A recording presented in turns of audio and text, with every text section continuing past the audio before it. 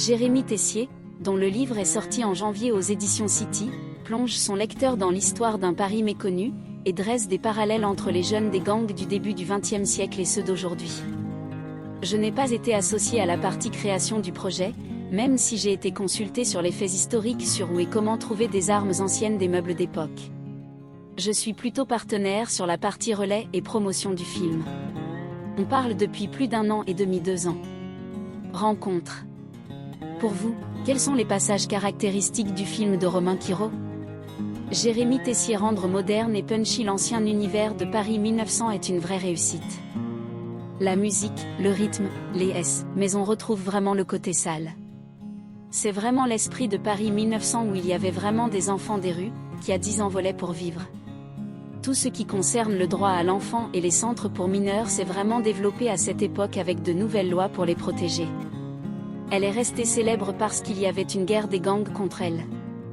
J'étais passionnée par l'histoire de Paris. J'ai lu quelques articles sur le sujet et ça m'a donné envie de creuser. J'ai découvert petit à petit cet univers au nom des bandes, Loup de la Butte, les Monts-en-l'Air des Batignolles, Fort de la Villette. Cela m'a donné du matériel pour créer un blog. Le livre est une conclusion autour de ces années avec les informations que j'ai pu découvrir, assimiler et mettre en forme. Il y a beaucoup d'informations sur le Paris populaire des années 1900 mais pas forcément très accessibles ou qui demandent beaucoup de tri. Celui qui m'a particulièrement marqué est celui de Milo.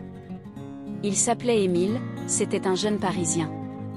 Toute sa vie, il a été confronté aux problèmes vécus par les jeunes quartiers populaires à cette époque, c'est-à-dire à commencer par des petits larcins, aller en prison et développer son appétence pour le monde du crime, rencontrer plus de gros bonnets, faire cambriolage. Évoluer progressivement vers la délinquance grave. On suit son parcours à travers les rapports de police et au final, il se retrouve en prison à Cayenne. Alors qu'en fait, ce n'est pas un grand criminel, c'est un délinquant qui n'a pas su s'en sortir. Il n'y a pas beaucoup d'histoires où l'on a le parcours complet de ces jeunes de l'époque. Mais lui, entre ses tout premiers débuts dans la délinquance et les rapports de police, on suit son histoire dans son intégralité. Il est mort à moins de 25 ans. J'y ai trouvé une résonance avec la jeunesse populaire d'aujourd'hui. Quelle est la ressemblance entre les gangs de la belle époque et les gangs d'aujourd'hui? C'étaient des jeunes qui étaient dans les quartiers populaires de Paris, à l'époque Montmartre, Saint-Ouen. Qui étaient des immigrés. Il y avait déjà le goût du bien s'habiller, fête, des surnoms, de l'argot que l'on retrouve dans les codes groupes d'aujourd'hui.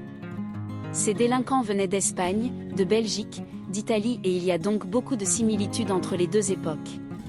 Puis aussi avec la presse de l'époque qui privilégiait les gros titres, avec des journaux tirés à plus d'1 million d'exemplaires. J'ai vu des similitudes avec ce que l'on peut trouver en ligne, l'attrait du clic.